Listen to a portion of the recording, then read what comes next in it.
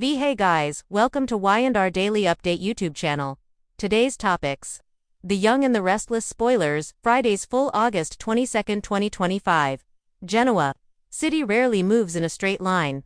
It rushes forward in spirals of ambition and longing, then doubles back to the same crossroads with different faces and higher stakes.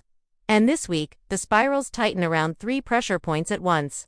Daniel Romalotti teeters on the edge of a creative rebirth he didn't see coming until Tessa Porter put it in his hands. Billy Abbott and Sally Spectrum march into a public duel with Adam Newman and Chelsea Lawson, as if the jazz club were a courtroom and a trading floor combined.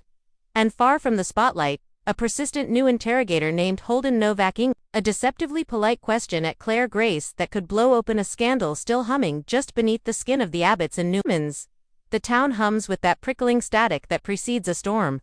Everyone swears they're ready for it. No one is.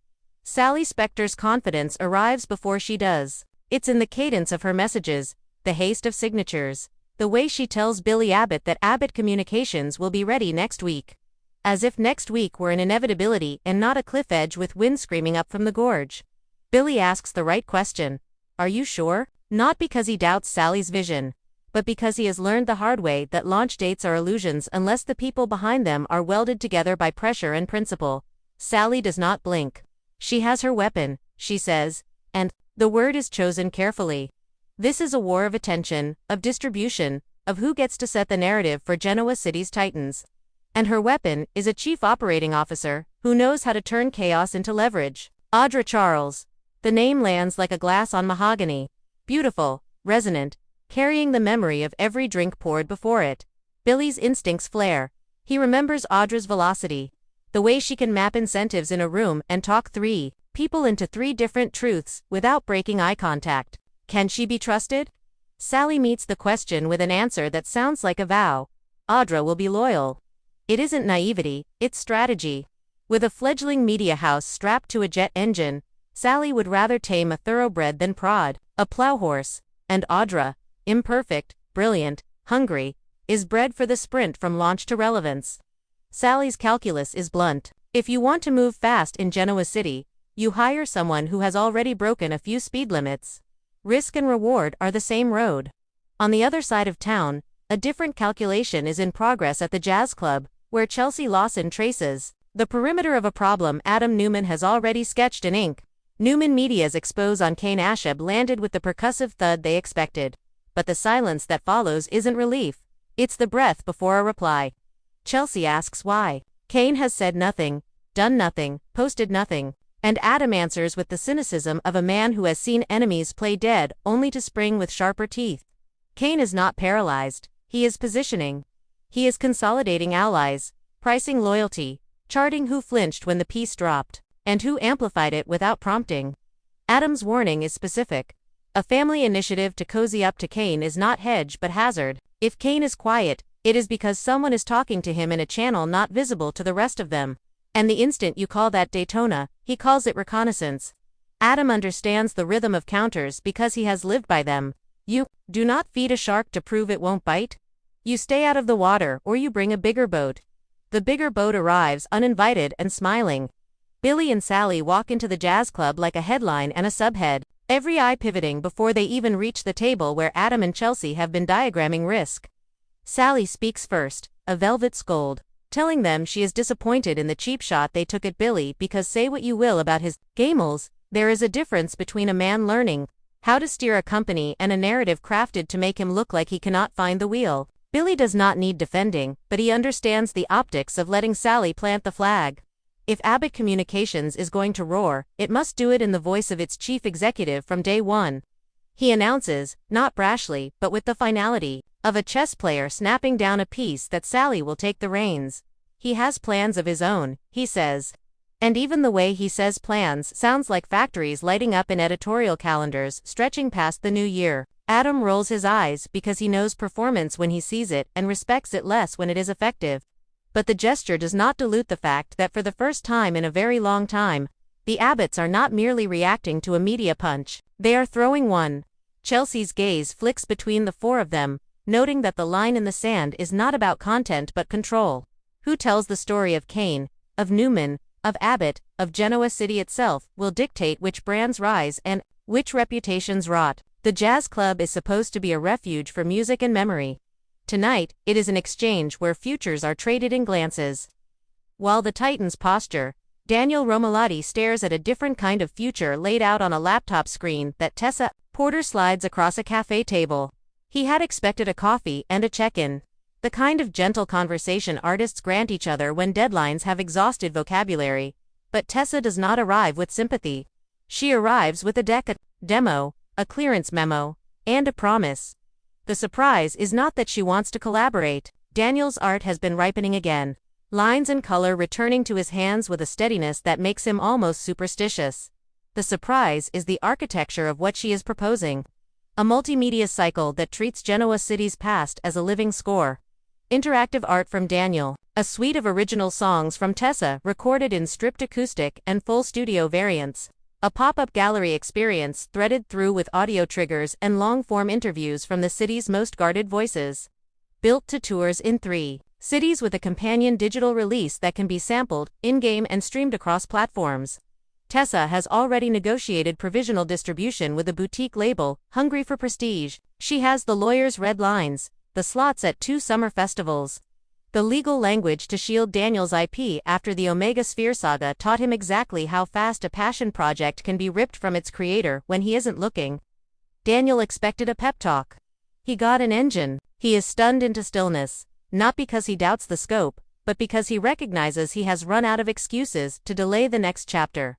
Tessa's timing is surgical. She knows his reluctance is less about the work and more about the fear that, when he steps back into the arena, he will be greeted by ghosts rather than applause. Her surprise is an exorcism disguised as an opportunity. And as he scrolls through budgets and creative briefs, he realizes she has thought of Lucy's schedule, of Heather's guardrails, of how to keep the collaboration from scraping against old wounds. The last page is not a contract. It is a question written in Tessa's careful hand. Are you ready to let the work be louder than the past, and Daniel feels something unknit, and then reweave stronger? At the quiet edge of Chancellor Park, where confessions tend to feel less like evidence and more like weather, Holden Novak asks Claire Grace a question that pretends to be casual and is anything but. Holden is the kind of journalist who looks like a friend until his third follow-up.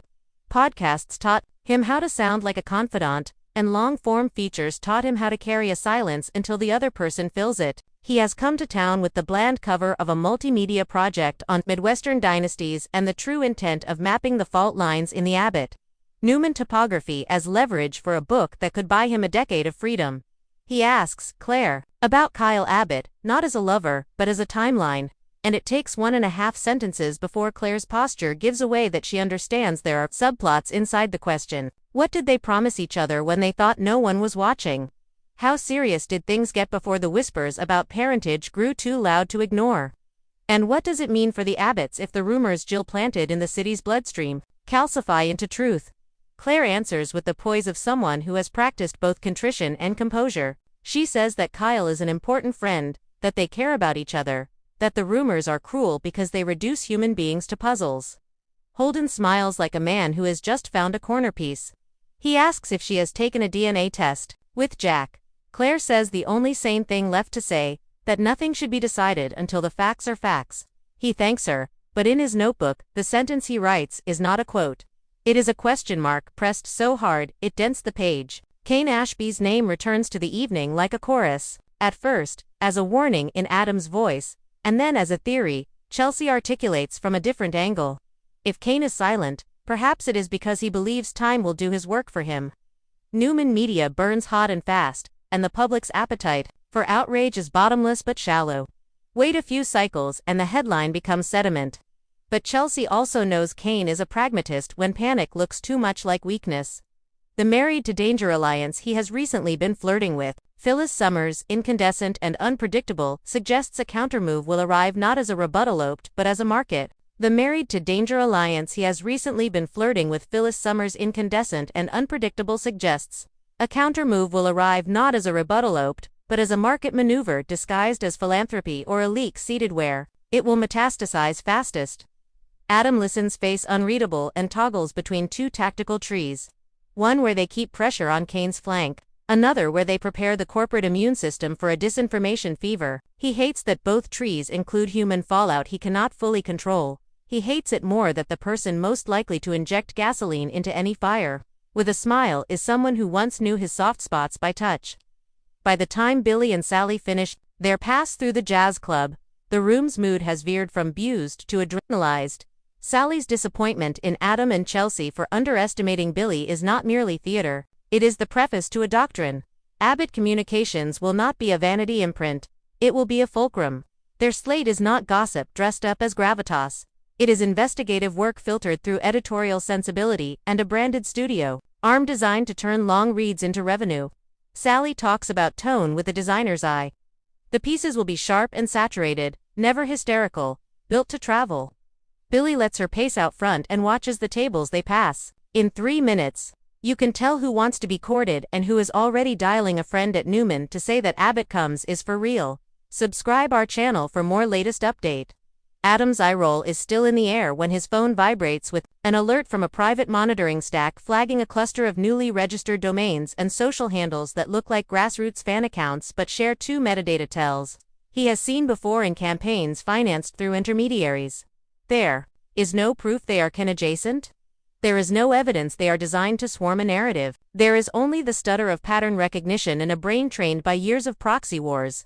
He pockets the phone without comment. There are some advantages to playing a longer game. You get to decide when to pretend you didn't see what you already cataloged. Sally returns to the table in time to receive a text from Audra that reads like a drumbeat. Vendor onboarding complete. Draft editorial calendar synced.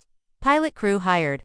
The tempo of competence is intoxicating and dangerous because it sings a lullaby that makes you forget the cost of trusting a fixer, whose favorite tool is leverage. Audra, to her credit, is doing exactly what Sally hired her to do.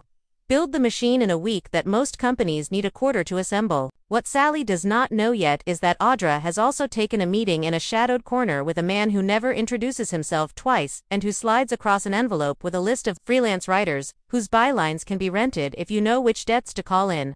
Audra does not promise him anything. She lets him believe she did. Loyalty, she would argue if asked, is not a feeling. It is a function of aligned outcomes. As long as Sally's outcomes stay aligned with Idris, the company hums. If they diverge, Audra has built herself a neutral zone to stand in while she chooses. It is not betrayal. It is contingency. Daniel and Tessa spend an hour moving pieces across paper until the proposal stops, feeling like a dare and starts feeling like a blueprint. Tessa's surprise is layered. She didn't just bring distribution and venues. She brought collaborators who could refract Daniel's work through forms he hasn't touched since before the ugliest part of his last collapse. A chist with a taste for dissonance, who wants to score live to Daniel's projections. A documentary sound designer who can turn a gallery into a breathing instrument. A legal clause that protects the work even if one partner needs to step back midstream. A grace built from lessons they both paid for with reputation and sleep. When Daniel finally looks up, the cafe has changed light. He realizes what Tessa actually handed him is not a project, but a spine.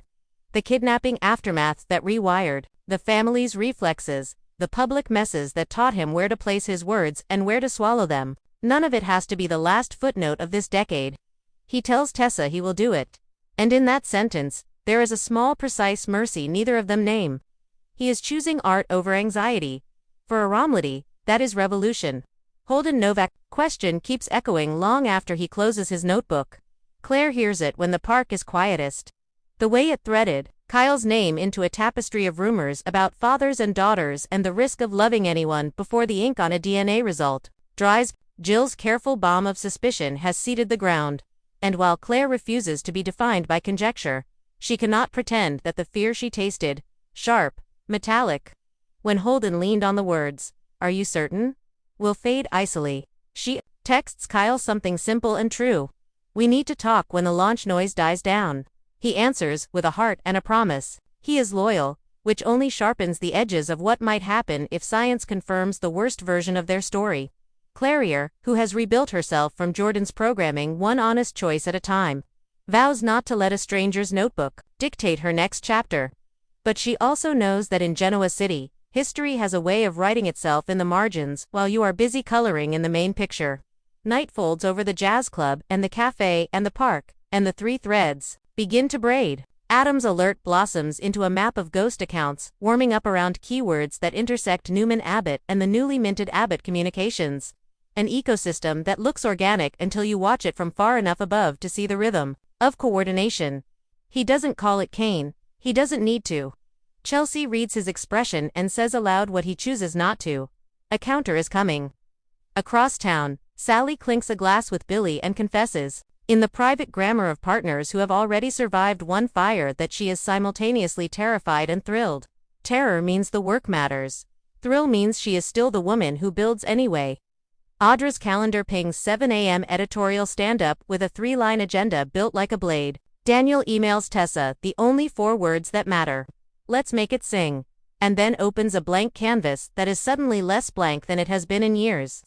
Holden trims his transcript of Claire down to its most careful sentences and drafts a teaser that he knows will nudge the city without fully waking it. Claire stands at a mirror and does not practice answers. She practices breathing, and somewhere in the quiet slice between midnight and morning, a courier drops a manila envelope at a desk where it will be found by a person who still thinks they are a spectator. Inside are screenshots of internal Newman media planning, a list of Abbott Communications contractors with 3 names circled, and a short note written in a hand that enjoys its own elegance.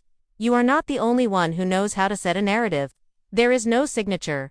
There doesn't have to be. The town already knows the chorus of suspects by heart. Kane, with his newfound preference for silence, is strategy. Phyllis, with her talent for turning a grudge into a business model.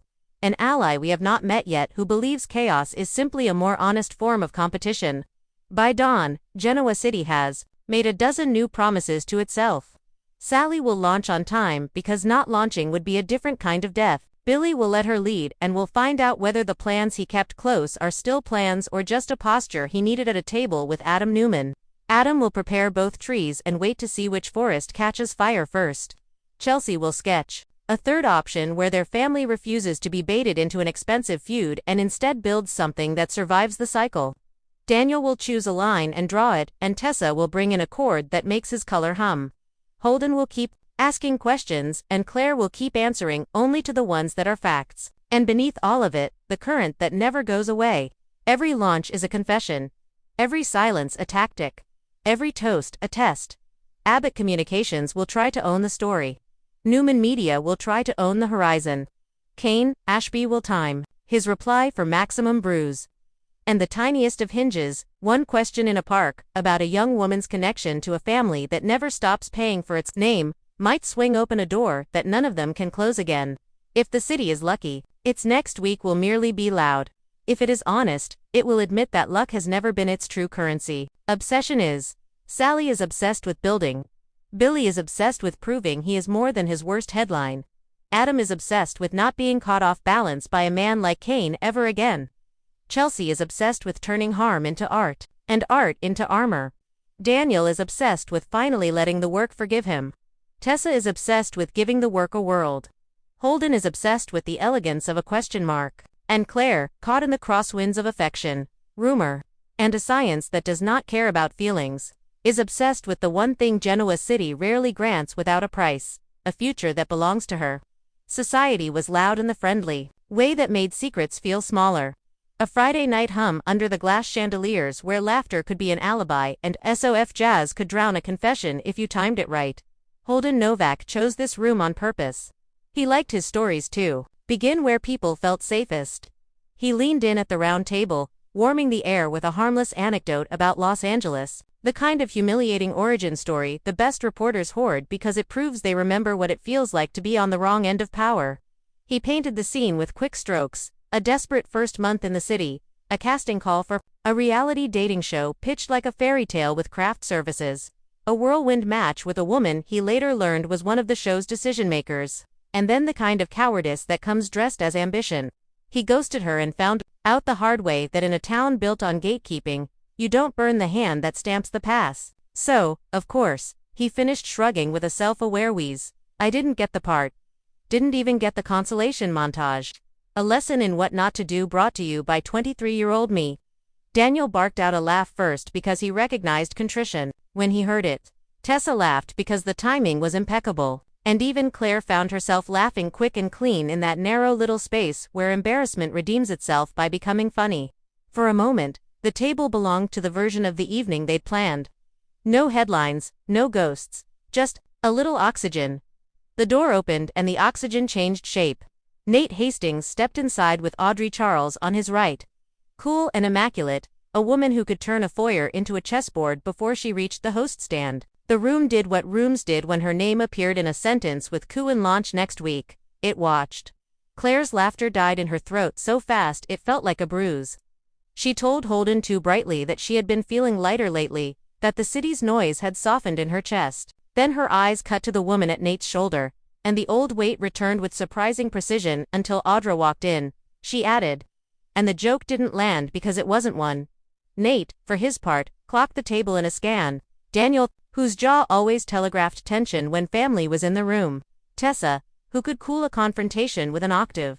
Subscribe our channel for more latest update. Holden, whose face was friendly and whose notebook was never as far away as he thought. And Claire, who had rebuilt poise like a muscle, who was either steady or holding it with white knuckles. He told Audra he wanted to say hello. Audra nodded, the way executives nod at pleasantries they'll later categorize. Nate approached and asked the only question that mattered after the past season of injuries, revelations, and surgeries. How are you? Claire said she was fine because the truth was impolite. Tessa, gracious to a fault, offered condolences for Nate's brother, and the table followed, the way good people do when grief steps into a sentence. Nate accepted, grateful without wanting to stay in that gravity too long, and drifted to the bar to get drinks. A small retreat that created a vacuum exactly wide enough to swallow all their better instincts. Claire sat down and glared at Audra, as if posture were a warning shot. Tessa watched the geometry of it, the set of Claire's shoulders. The way her hand tightened around the base of her water glass, then asked softly, "What's wrong?" Claire answered in a voice warm with the kind of calm that precedes thunder. "I hope you don't mind if I make a scene," she said. A wryness that didn't quite hide the resolve. "Because I'm done pretending that woman doesn't exist." And before anyone could say her name in caution or comfort, Claire stood across the space to the bar where Nate waited for the bartender to set down 2 tumblers, and spoke in a register that cut through the brass and chatter without ever rising to a shout. "There's something you need to know," she said. Audrey turned slow and smooth as if she'd heard the line in rehearsal. "It's about your girlfriend." She let the syllables travel, watched the moment land in the room's bones. "She made a deal with my grandfather to bankroll her company," Claire continued. "In exchange for Kyle cheating on me with her, Nate did the sensible thing a surgeon does. When faced with an unanticipated complication, he separated the blood from the noise." He looked at Audra. "Is that true?" Audra didn't blink because blinking is for people and used to bright light. "Of course not," she said. A denial like silk. "It's a fiction Kyle engineered and then fed to his fragile little girlfriend when they needed a villain for their breakup. And by the way, the only reason my name is in their story is that Kyle tried to put it there in France. I said no." He sulked. End of chapter. If anyone's ego needed bubble wrap, it wasn't mine. She smiled without joy, then added, for the audience she knew was forming. "The idea that I need Victor Newman's money to do my job is insulting. The idea that I'd take it in exchange for a tryst." She let the sentence trail off like smoke, confident. The unsaid carried the sting. Audra's talent had always been the ability to choose a version of the truth that made the rest of the truth look vulgar. To rearrange motive and sequence until the accusation seemed go just for being uttered in public. In a town that prizes performance, she was fluent. But this wasn't a boardroom. This was Claire, who had learned the hard way that politeness is a kind of currency abusers love to spend. She stood her ground, every inch of her radiating not hysteria, but detail. "You don't get to call me fragile to dodge a yes or no," she said, and the steadiness in her voice made heads tilt at nearby tables. "My grandfather isn't a rumor. He's a man who pays for outcomes. He paid for yours." Audra's posture sharpened 1 degree. There was a line she would not let Claire draw in public, not without draining some of the ink from it. "Your grandfather is a man who thinks everyone is for sale," she replied, "but a presumption is not a receipt. If you have proof, show it. If you don't, stop using a family name as a cudgel." That word proof moved through Holden like an electric pulse. He didn't reach for his notebook. He watched Claire's face instead, because in a room where narrative is currency, The person who has the receipts learns to wait for the price they want. Nate exhaled, an edge creeping into his control. Claire, he said, if you know something I need to know, say it plainly. If this is about pain that Kyle caused, I'm sorry. I truly am. But weaponizing my relationship won't unring that bell. He didn't mean it as a rebuke. He meant it as a triage. Claire nodded once, a concession to his fairness.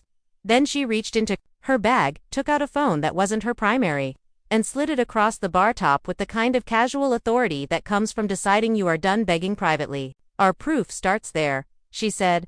A message chain between Audra and a runner who works Victor's back channels, handles introductions, keeps hands clean.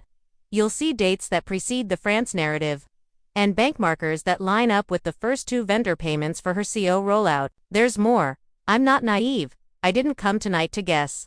The bartender, sensing combustion, set the drinks down and took 3 careful steps away.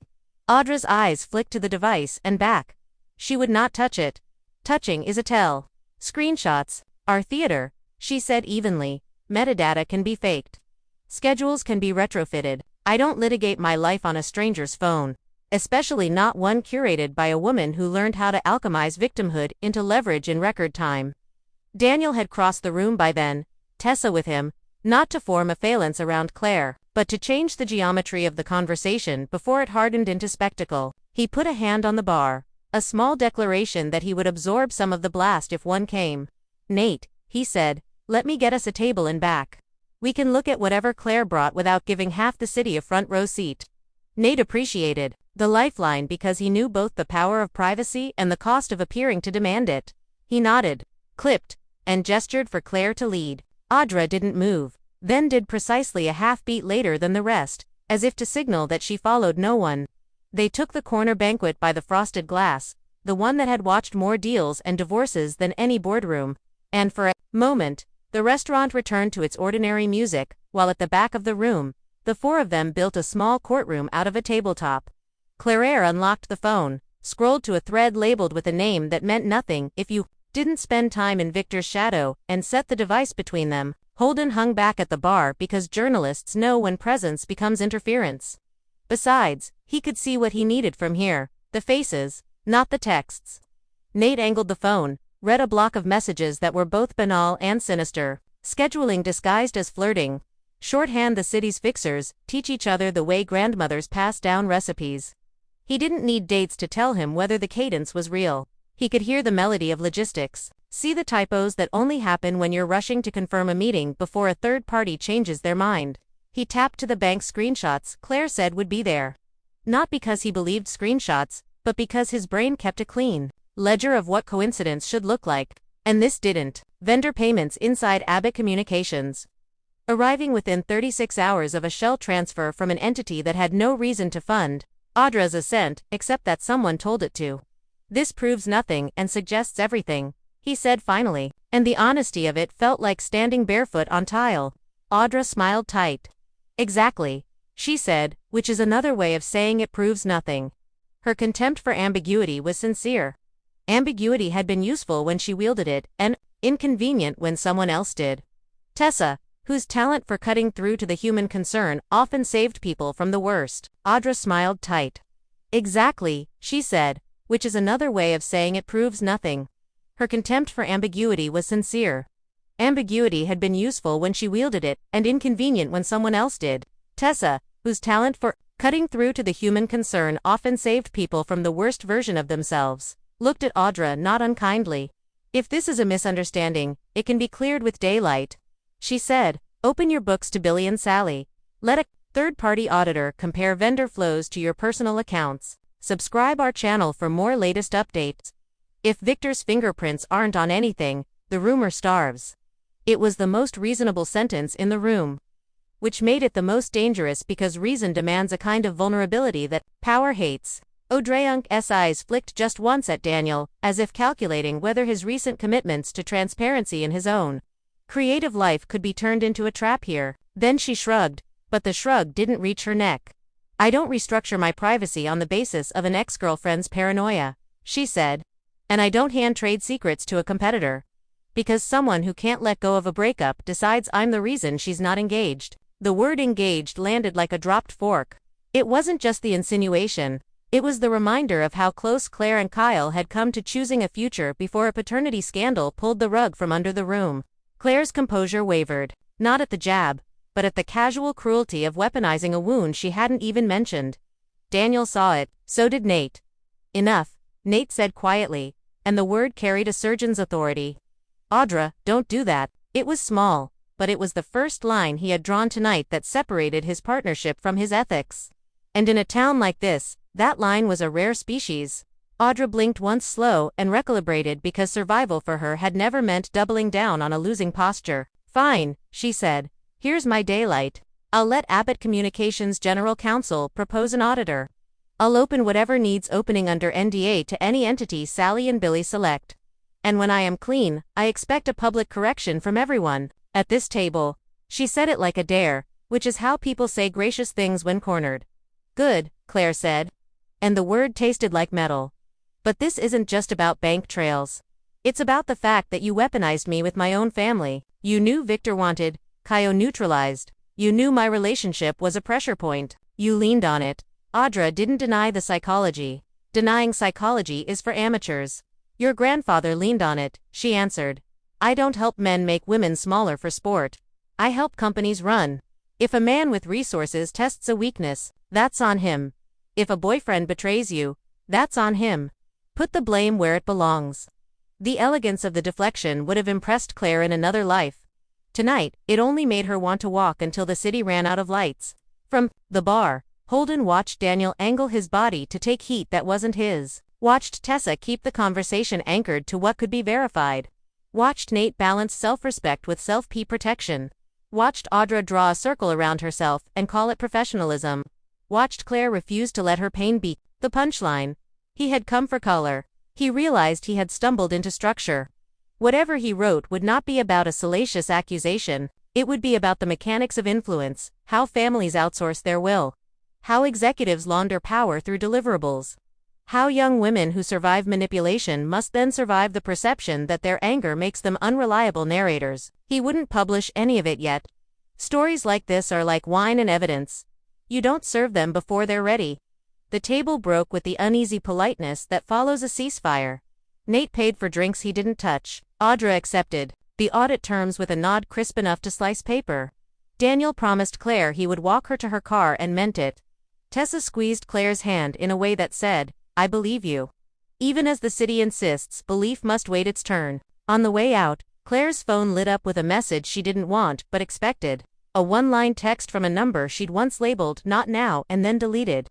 We should discuss how far you intend to drag the family into public mud. It didn't say a name. It didn't have to. Grandfathers prefer brevity. Back at the bar, Holden finally took out his notebook and wrote nothing down because the only line he trusted at that hour belonged in his head. In Genoa City, the truth rarely makes its entrance at the volume of a scream. It slips in at the volume of an audit. And at a round table in a crowded restaurant for people who crave very different versions of peace. Agreed almost accidentally to let daylight do what drama never could decide. The Aaron Society had already turned brittle after Claire's accusations, but what came next burned away the last of the politeness. With Nate still processing the tangled claims, Claire fixed her eyes on him and said the words that froze his glass, midair. Does that explain the kiss between you and her in New York? The bluntness landed like a slap. Nate blinked, taken off guard, then leaned forward with a steadiness that only underscored his confusion. Why am I only hearing about this now? He asked, his voice carrying equal measures of disbelief and weariness. Claire didn't flinch. Because I'm telling you the truth, she shot back. Ask Kyle. Ask my grandfather. They'll confirm everything. Audra was willing to destroy my relationship with Kyle if it meant Victor would bankroll Vante. She let the words hang there. A gauntlet thrown not just at Audra but at Nate himself, daring him to choose whether to see the woman by his side as a partner or a threat. That's who you're with, she added more softly, her voice edged with sorrow. And you deserve better than that. With a flash of anger that betrayed the rawness beneath her poise, she brushed past Audra hard enough for the shoulder-to-shoulder contact to feel deliberate, then she stormed out into the night. Holden Novak hesitated only a second before slipping after her, his notebook forgotten in favor of instinct. He caught up with Claire at the observation deck above Chancellor Park, where the city lights stretched out like a promise and a warning.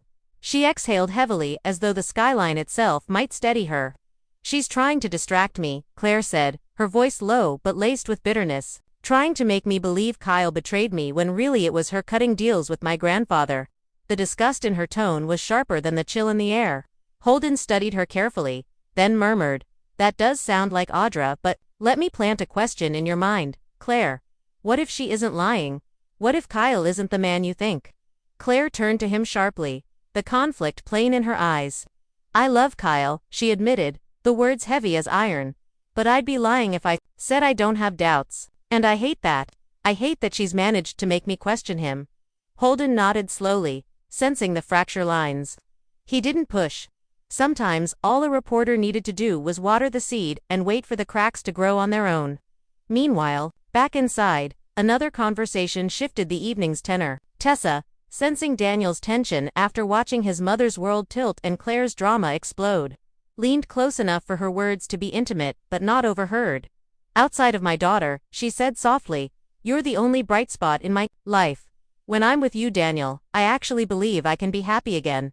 Thank you for that." For once, Daniel didn't deflect or couch his feelings in caution. He answered simply, "That's how I feel about you, too." In a night clouded with lies and accusations, their exchange was a shard of pure truth, and they both knew it. Across the room, Nate had returned to Audra, his patience worn thin. She reached for his hand, her eyes pleading, and said, "Don't let Claire's lies poison what we have." But Nate shook his head slowly, exhaustion pressing into his features. "Tonight was supposed to be quiet," he confessed, voice low. "One of the worst nights of my life, and all I wanted was peace with the woman I care about. Instead, I've had to listen to accusations and evasions." Audra tried to draw him back in, whispering, "You know you trust me more than her." But Nate pulled his hand away, reminding her of the simple truth she couldn't dodge. "Since you came back from Nice, you've been murky. And tonight didn't help."